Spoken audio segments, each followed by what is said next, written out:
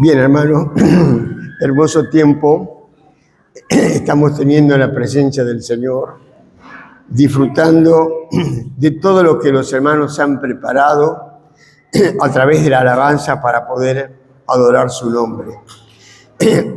Me ha encantado el coro de Plotier, la preparación que ellos han tenido y también la sabiduría para elegir esas canciones que han interpretado. El contenido de cada una de esas canciones ha sido un mensaje de aliento, de edificación, de consuelo, de fortaleza. Así que les agradecemos a ellos por este esfuerzo que han hecho de poder prepararse y estar con nosotros para deleitarnos con tan hermosas canciones. Y también quiero agradecer a los hermanos de las iglesias por invitarme a participar en estas conferencias. Muchas gracias, hermanos. Que el Señor les bendiga, les recompense y que las iglesias del Valle puedan seguir creciendo en armonía, en paz. Y ahí en ese ambiente el Señor va a añadir cada día a aquellos que han de ser salvos. Nuestro agradecimiento también a Osvaldo y Adriana por habernos hospedado. Hemos estado en su casa muy cómodos, muy bien atendidos. Ha sido un hospedaje de lujo.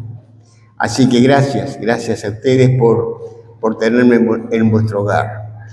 Y ahora quiero compartir con ustedes un tema que he titulado El llamado de Dios a la obra misionera. Vamos a ir a Isaías, capítulo 6. Libro del profeta Isaías, capítulo 6, comienza diciendo: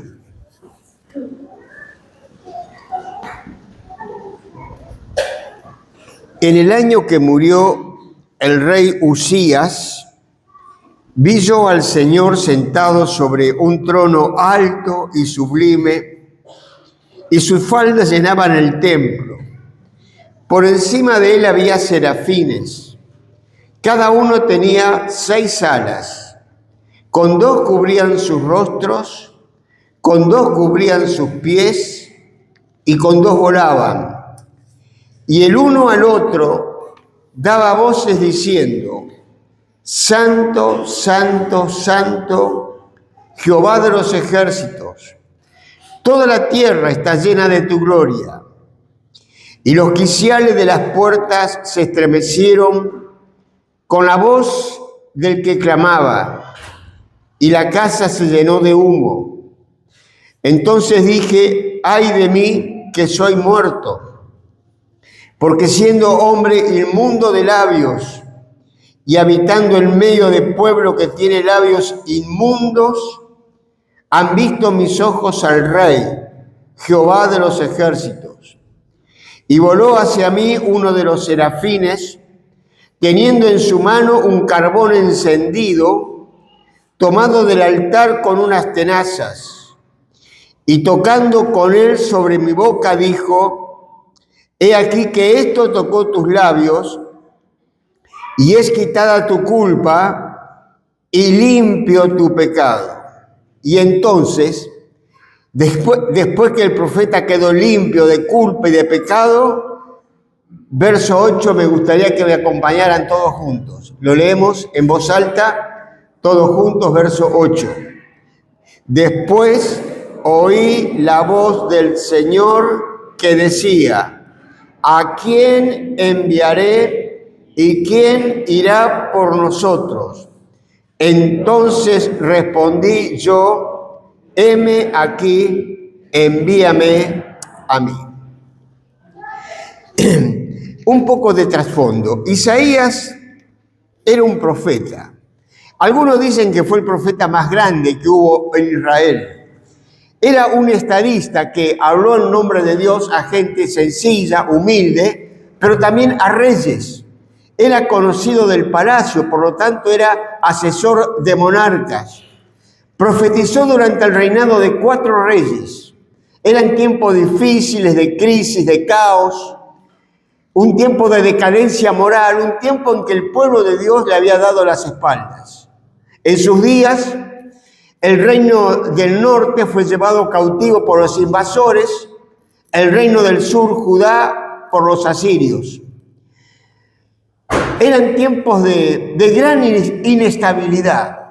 Y en ese tiempo vino de Judá un rey que, comparado con los anteriores, era un hombre exitoso, un hombre generoso, un benefactor. Su nombre era Usías. Él reinó 52 años en Israel. Cautivó a la mayoría de los enemigos que Israel había heredado de Judá. Fortaleció a la ciudad de Jerusalén equipándola de armamentos, dándole seguridad, paz. Y por lo que leemos en 2 Crónica capítulo 26, desarrolló la agricultura y la industria, haciendo de Israel una nación sumamente próspera. Pero todo esto lo llenó de orgullo. Miren lo que dice 2 Crónicas capítulo 26. Versículo 19, dice: entonces Usías, teniendo en la mano un incensario para ofrecer incienso, se llenó de ira, y en su ira contra los sacerdotes, la lepra le brotó en la frente, delante de los sacerdotes en la casa de Jehová, junto al altar del incienso. Solo los sacerdotes podían quemar el incienso. Y cuando Usías trató de hacerlo, ellos se lo impidieron. Entonces el rey se llenó de ira y en ese momento Dios lo hirió de lepra terminal. Así murió el rey Usías, leproso. Ese fue el tiempo en que Isaías tuvo esta visión, que concluye con las palabras que me gustaría que todos podamos decir al final de esta reunión. Heme aquí, envíame a mí. Todo el propósito de esta enseñanza es llevarnos a todos a tomar esta decisión. Envíame a mí. Isaías va al templo y ahí tiene una visión. En primer lugar, vamos a ver la visión trascendente hasta los cielos. Comienza diciendo el capítulo 6, en el año que murió el rey Usías, vi yo al Señor. Afirmación increíble. Piensen en la situación. Noten la palabra Señor ahí. Es distinta a la que aparece en el versículo 3. Ahí es Yahvé, que habla de la naturaleza esencial de Dios. Mientras que la que aparece en el versículo 1 es Adonías, que habla de la soberanía de Dios. En otras palabras, Isaías está diciendo, en el año en que perdimos a nuestro rey humano, Usías, vi yo al rey supremo. El rey humano había muerto, pero la historia no depende de los reyes, sino de la monarquía absoluta del Señor. Él es superior a Usías y a todos los reyes. Y Isaías lo ve sentado en un trono alto y sublime. ¿No es magnífico pensar que mientras el mundo se está desmoronando, el Señor está sentado en un trono?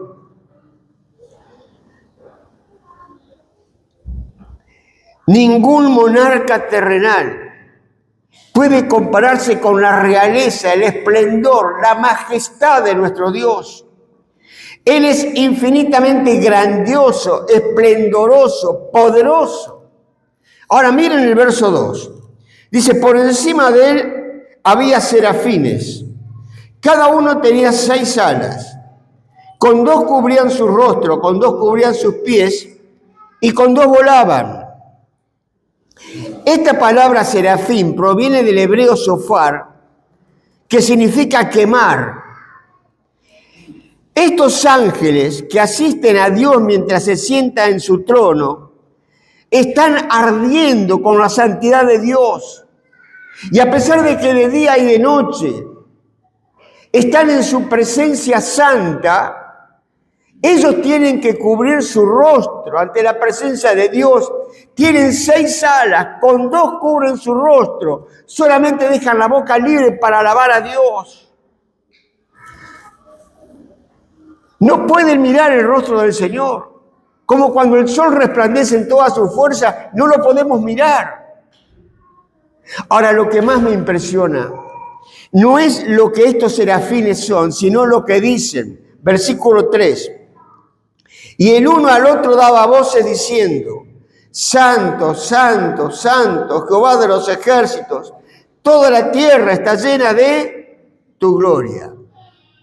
¿Pueden imaginarse a estos ángeles eternamente diciendo esto? Yo no puedo, porque no entendemos ni la santidad ni la dignidad de nuestro Dios.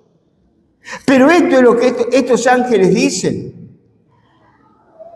Ellos no dicen que Dios es santo, santo, sino que Dios es santo, santo, santo. Los judíos tenían una figura de dicción, una herramienta literaria cuando querían enfatizar algo, que es la repetición. Estos ángeles intentan capturar la plenitud de lo que ven y tienen que usar un superlativo. Santo, santo, santo. Es el único atributo de Dios que se repite 3 veces. La Biblia no dice que Dios es amor, amor, amor, justo, justo, justo. No. Dios es santo, santo, santo. Esta es una prioridad absoluta.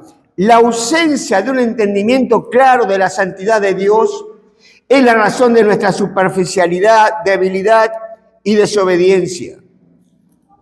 La palabra que deberíamos emplear aquí lamentablemente no se usa en nuestro vocabulario. Este es un tiempo en que el lenguaje nuestro, el lenguaje español, va decayendo cada vez más y más. Por esa razón no nos permite ser más precisos cuando queremos comunicar ciertas ideas. La palabra que deberíamos emplear aquí es la palabra trascendente. Trascendente significa ascender más allá, sobrepasar, exceder los límites. Cuando decimos que nuestro Dios es trascendente, queremos decir que Él está por encima de todo, que nadie se puede comparar con Él, que Él es independiente, no depende de nadie.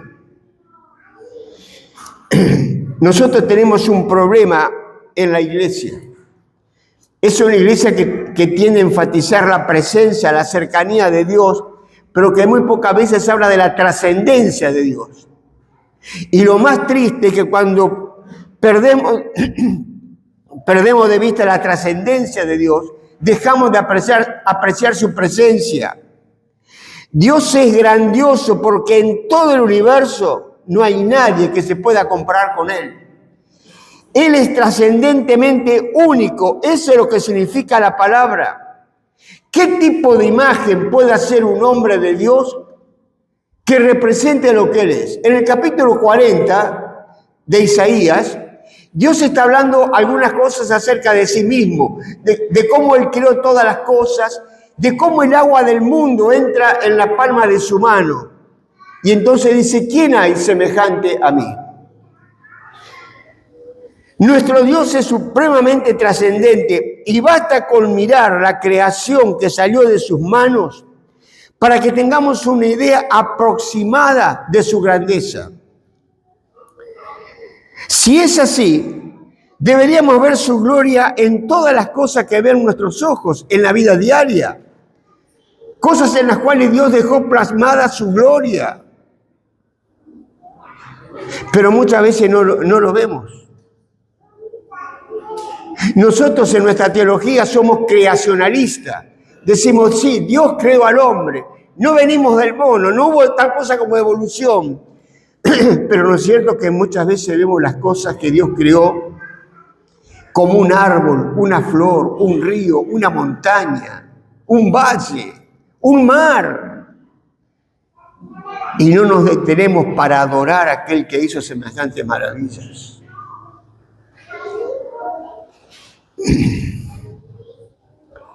Y para añadir algo más de terror al corazón de Isaías, el versículo 4 dice: y los quiciales de las puertas se estremecieron con la voz de que clamaba, y la casa se llenó de humo.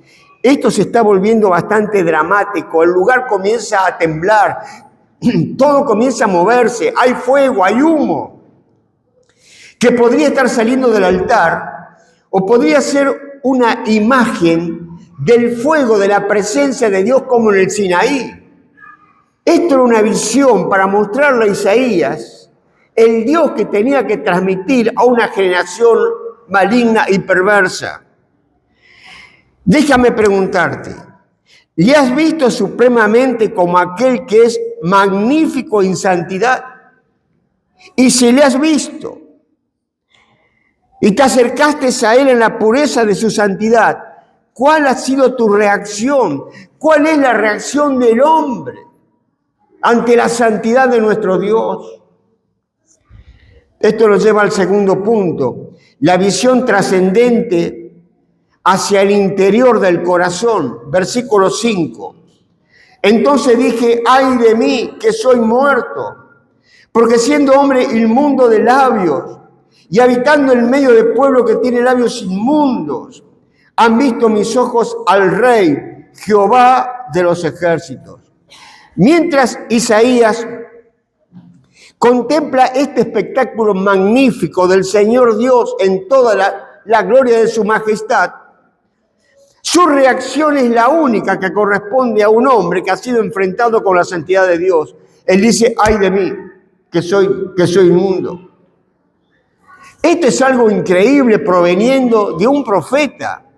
Cuando un profeta tenía un oráculo de buenas noticias que transmitir, decía: bendito el que viene en el nombre del Señor. Bendito el varón que confía en Jehová.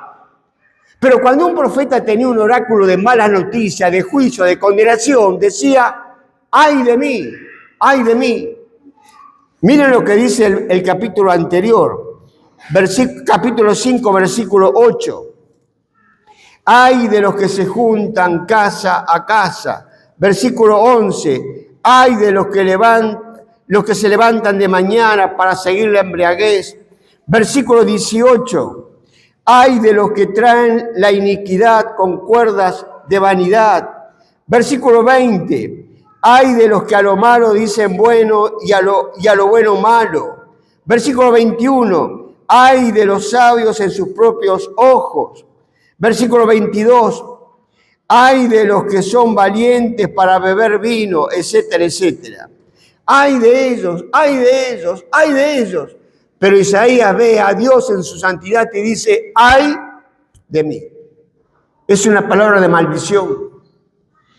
Esto es algo asombroso. Un profeta de Dios pronunciando una maldición sobre sí mismo.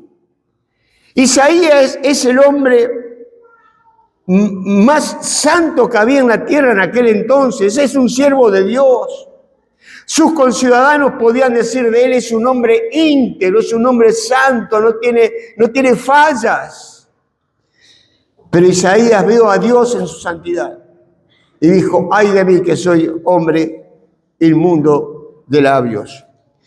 ¿Cuál era el elemento más importante de un profeta? Su boca, para hablar el nombre de Dios. ¿Y qué dice Isaías de su boca? Tengo labios inmundos y habito en medio de un pueblo que tiene labios inmundos. Proverbios 6:16 nos dice que hay 6 cosas que Dios abomina y 7 que aborrece su alma. Entre ellas, aquellos que tienen ojos altivos, el testigo falso que habla mentira, el que siembra discordia entre los hermanos, cosa que a nosotros nos parece lo más natural.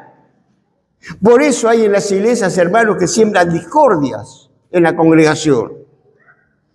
Es por eso que cuando tuvo esta visión de Dios dijo: ay de mí. ¿Se acuerdan cómo murió el rey Usías? Leproso. Y según Levítico 13, ¿qué tenían que hacer los leprosos cuando andaban por la calle? Tenían que gritar: inmundo, inmundo, para que nadie se acercara a ellos. Isaías dijo, yo soy un leproso moral. Yo que tengo que hablar en el nombre de Dios, soy un leproso.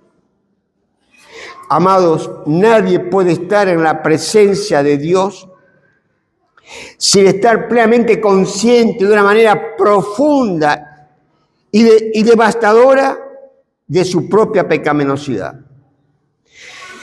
Si no entendemos la santidad de Dios, no entendemos nuestra propia pecaminosidad y no entendemos lo horrible que es, si no entendemos las consecuencias del pecado. Ver el más pequeño vislumbre de la santidad de Dios es quedar devastado. Isaías nunca sería el mismo, ni lo será ninguna otra persona que se enfrente con la santidad de Dios. Gracias a Dios, el texto no termina allí. Esta visión aterradora que tuvo Isaías en el templo sirve de telón de fondo para resaltar la gracia perdonadora de Dios. Este es nuestro tercer punto, la visión trascendente hacia el corazón de Dios. Les puedo decir algo. Es literalmente por la gracia de Dios que no fuimos destruidos. La gente dice, si Dios es amor, ¿por qué? Si Dios no fuese amor, el más leve pecado cometido sería el fin de todos. Tengo un temor piadoso en mi corazón. Cuando estoy a punto de ceder a la tentación, pienso en la santidad de Dios y tengo miedo de pagar las consecuencias. Hay muchos que dicen que a la gente no le gusta que se le hable de un Dios así, de un Dios de ira, de juicio, que condena. Entonces inventan un sustituto del Evangelio, minimizado, suavizado, inofensivo, diluido, humanista, que no habla del pecado, del infierno, de la condenación. Ellos dicen, la gente ama más las tinieblas que la luz. Entonces no le demos tanta luz porque no lo pueden soportar. La luz de Dios los aterra. Como cuando tú levantas una piedra y los insectos salen huyendo. La santidad siempre ha confrontado a lo impío. Constantemente estamos jugando a la iglesia torpe, haciendo concesiones por todas partes, desobedeciendo en la presencia de un Dios santo, que Dios nos conceda que le podamos ver como le vio Isaías. Entonces jamás haríamos eso. Regresemos y observemos el versículo 6. Dice, y voló hacia mí uno de los serafines, teniendo en su mano un carbón encendido tomado del altar con unas tenazas, y tocando con él sobre mi boca, dijo, he aquí que esto tocó tus labios, y es quitada tu culpa, y limpio tu pecado.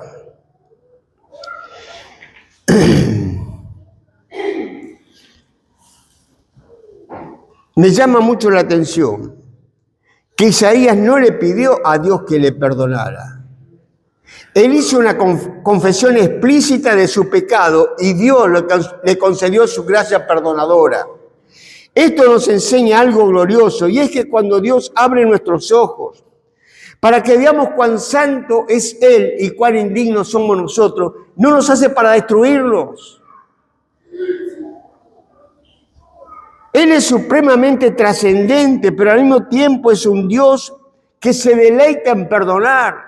Y ese perdón de Dios no es barato, es costoso. Como dice el versículo 6, si había carbón encendido es porque se había acabado de hacer un sacrificio. Se había sacrificado un cordero que había sido quemado, que tipifica al Cordero de Dios que quita el pecado del mundo. Dios no hace la vista gorda al pecado del hombre. Lo que hace es una provisión para que ese pecado pueda ser limpiado. La buena noticia del Evangelio no es que nosotros no somos tan malos. La buena noticia es que Dios trató con lo malo que nosotros éramos. ¿Y de qué manera? La segunda persona de la Trinidad se hizo hombre para poder cargar sobre él el castigo de todos nuestros pecados. Él no solo perdonó nuestras culpas sobre la base del sacrificio de Cristo, sino que puso la justicia de Cristo a nuestro favor. Imagínate que has estado trabajando en el jardín de tu casa con tierra y bueno, tenías que venir a la reunión, se estaba acercando el momento de la reunión. Y entras a tu casa y ¿qué hace? Te sacas la ropa sucia, llena de tierra y te pones ropas limpias. No. Tú necesitas una buena ducha. ¿Y qué pasa si te das una buena ducha y te pones la ropa sucia que tenías antes? No. Tú necesitas una buena ducha y ropa limpia. Eso es lo que hizo Dios con nosotros. Nos limpió de todos nuestros pecados con la sangre única, preciosa de su querido Hijo y nos vistió con las ropas de gala de la justicia de Cristo. Eso es lo que hizo para que nosotros podíamos presentarnos en su presencia. Demanda un corazón quebrantado, el dolor de dejar el pecado y abrazar al Dios soberano. Y entonces viene la última parte, la visión trascendente hacia la reacción del siervo de Dios. Después oí la voz del Señor que decía: ¿a quién enviaré y quién irá por nosotros? Entonces respondí yo: heme aquí, envíame a mí. Este pasaje es realmente impresionante, porque le permite a Isaías tener una conversación con las tres personas de la Trinidad. ¿A quién enviaré? Singular. ¿Quién irá por nosotros? Plural. Un Dios en tres personas. Bendita Trinidad. Dios estaba tratando de poner una inquietud en el corazón de Isaías. Hay algo que Isaías tenía que hacer. Es lo mismo que Dios quiere hacer con nosotros. Quiere que seamos sus colaboradores en la obra. Hay algo que nosotros tenemos que hacer. ¿Y cómo reaccionó Isaías ante ese llamado indirecto de Dios? En una forma rápida e instantánea. Heme aquí, Señor, envíame a mí. No anduvo con rodeos. No le dijo: Señor, ¿qué quieres que haga? ¿Dónde quieres que vaya? No, Señor, acá estoy, envíame a mí. ¿Qué fue lo que movió a Isaías a actuar de este modo? Isaías no era un superhombre. Acababa de experimentar la gracia del Evangelio, el gozo inefable de sentirse completamente perdonado por este Dios majestuosamente santo. Por eso dije al principio que para tener la reacción de Isaías había que pasar por una experiencia similar a la de Isaías.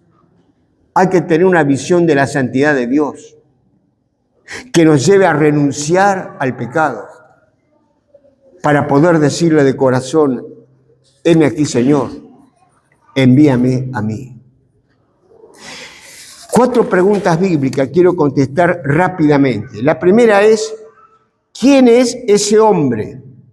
Salmo 25:12. Dios siempre ha buscado a un hombre, a una persona para una misión. Cuando el Señor comenzó su ministerio, subió a un monte a orar. Al día siguiente llamó a algunos hombres para que estuviesen con él. Eran sus discípulos. Hoy el Señor está buscando a una persona aquí. ¿Quién es ese hombre? ¿Quién es esa mujer? ¿Serás tú? La segunda pregunta: ¿qué haces aquí? Primera Reyes 19:9. Siempre hay lugares inolvidables en la vida. Pero para aquel que ha sido llamado por el Señor, el lugar de su llamamiento es el lugar especial. Para mí fue el escritorio de la casa de mis padres. Nunca lo voy a olvidar.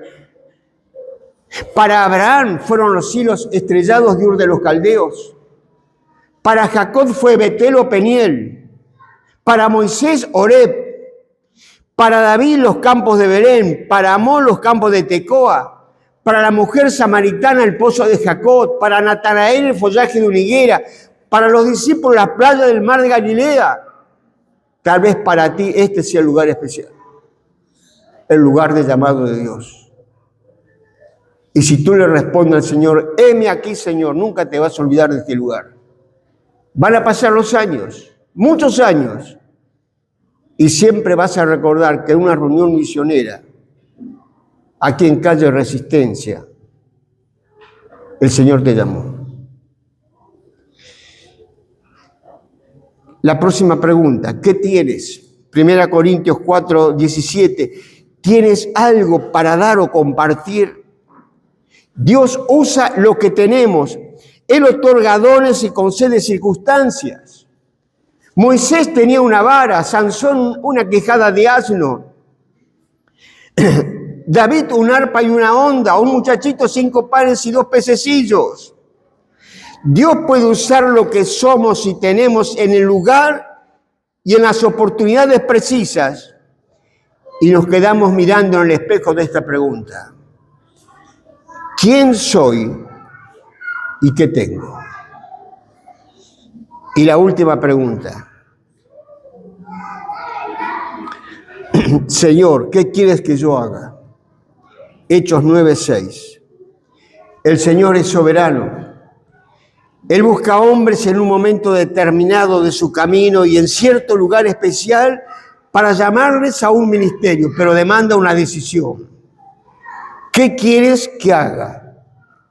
Es una oración que implica renunciamiento a la voluntad egoísta y caprichosa y disposición a obedecer al Señor. La oración confirma el llamado, pero no revela todo lo que el Señor tiene preparado. Entre el llamado y el envío al campo de labor hay un trecho que recorrer en oración, preparación y servicio. Dios va a enviar luz a las naciones, pero va a utilizar a alguien que a esta altura del camino se encuentra en este lugar.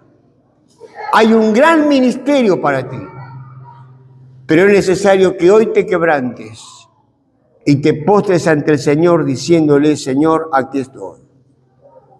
Envíame a mí. Yo te invito a tomar un compromiso con Dios. En el capítulo 5 del libro de Apocalipsis se nos habla de aquel gran día cuando millones y millones de redimidos de toda nación, pueblo, linaje, cantaremos un cántico nuevo al Cordero de Dios. Y de acuerdo con el texto, ese día habrá representantes de todo grupo étnico, porque alguien fue y les predicó y porque también hubo quienes estuvieron dispuestos a apoyar la obra misionera. Dios nos llama, no ha perdido fuerza ni ha claudicado. Está hablando a nuestras vidas. ¿Cuál será tu respuesta hoy al llamado de Dios? Piensa en los pueblos que rodean el valle, que están en el valle, que no conocen a Cristo, donde no hay iglesias fundadas. Piensa en todas esas almas que se están yendo a una eternidad de condenación. ¿No habrá alguien cuyo corazón late con fuerza ante esa gran necesidad? ¿No habrá alguien que le diga al Señor hoy: acá estoy, Señor, envíame a mí? Y termino con una poesía que condensa todo lo que hemos estado diciendo. La poesía dice así: tú no tienes lengua, oh Cristo, como una vez tuviste, para contar la historia de tu amor bendito. La historia es la misma, tan dulce, tan bella, pero tú no tienes lengua para contarla, sino la mía. Tú no tienes manos, oh Cristo, como una vez tuviste, para alimentar a las hambrientas multitudes. Tú tienes el mismo pan de vida abundante para todos, pero no tienes manos para darlo, sino las mías. Tú no tienes pies, oh Cristo, como una vez tuviste. para ir en busca de la oveja perdida. Tú tienes el mismo amor tan profundo, tan grandioso, pero no tienes pies para ir, sino los míos. Y usaré este cuerpo que me diste para cosas que solamente me interesan a mí. Señor, toma mi lengua, toma mis manos, toma mis pies y permíteme vivir, amar y darlo todo para ti. No le dirás hoy al Señor: Señor, solo tengo una vida muy sencilla para darte, pero mientras viva aquí, es toda tuya. Úsala para que tu nombre sea glorificado en mí. Anhelo sinceramente que este lugar sea el recuerdo glorioso para muchos de ustedes, el lugar donde tomaron la determinación de decirle al Señor: heme aquí, envíame a mí. Oremos. Padre nuestro, queremos darte gracias por este privilegio sin par que tú nos has concedido de poder reunirnos en este lugar y examinar a través de las Escrituras el llamado tuyo a Isaías y a los millones y millones que a través del tiempo han escuchado tu voz. Señor, queremos pedirte que el Espíritu Santo se mueva con total libertad en esta audiencia y pueda tocar corazones de jovencitos, de matrimonios, de hombres y mujeres mayores que se dediquen a predicar el Evangelio por todas partes. Bendice, Señor, esta congregación. A cada hermano, a cada hermana, ayúdales para salir de aquí diciendo: envíame a mí, Señor. Acá estoy. Sin condiciones. Envíame a mí. Amén.